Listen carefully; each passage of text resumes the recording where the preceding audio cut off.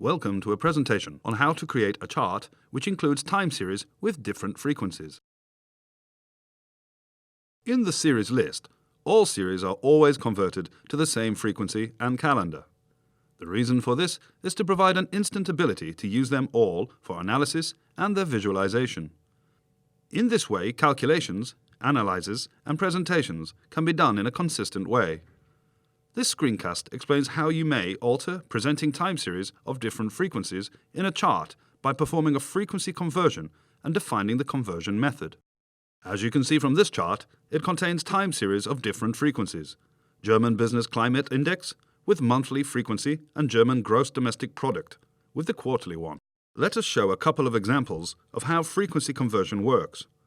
Let's start with converting the time series with lower quarterly data frequency to monthly data.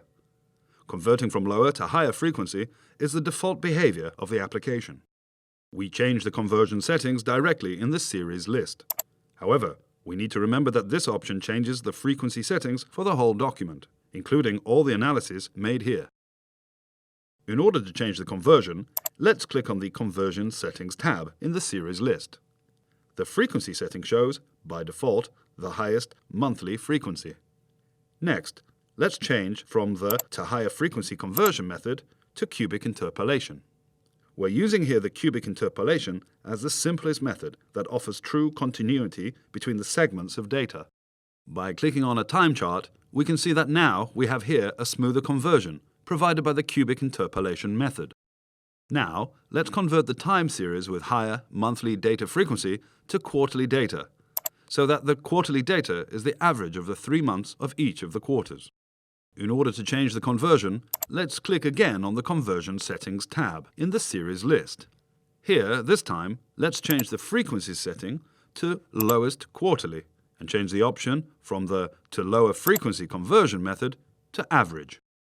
Other conversion options here might be using the first value of the period or the last value of the period. By clicking on the time chart, we can see that all time series here are now displayed in the same lower frequency.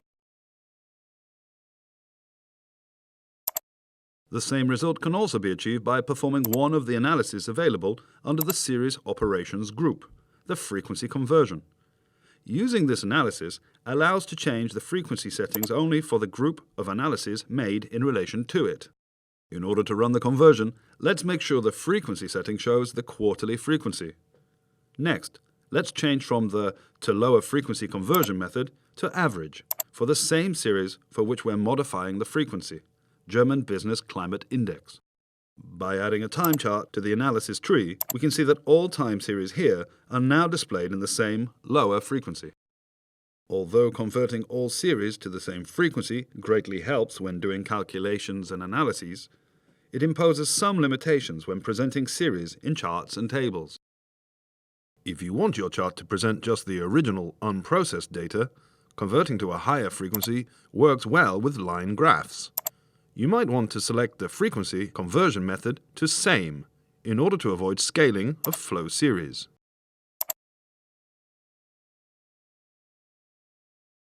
Column charts do not work well if you want the chart to look like the raw data, since there will be a column for each period in the higher frequency.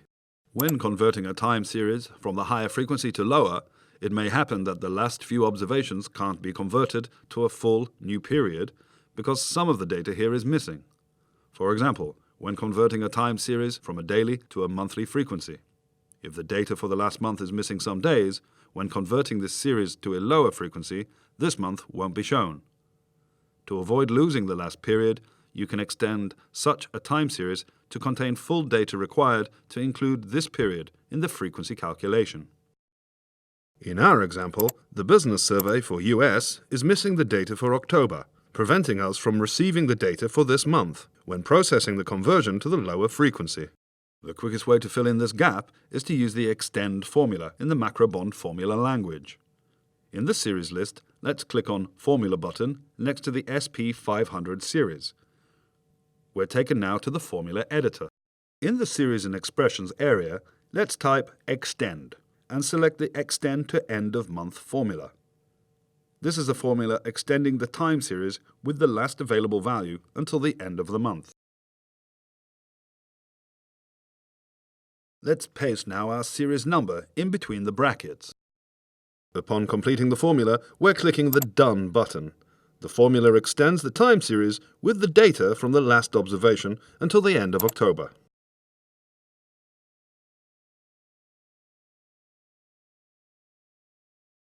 Now we can finally process the frequency conversion of the extended time series.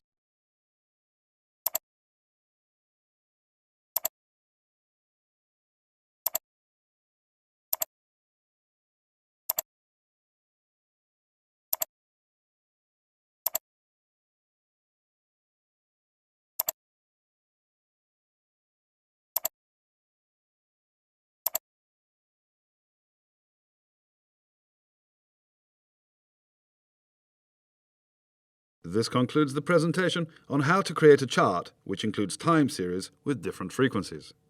There is more information about the analytics activity available on our help pages. Thank you for viewing.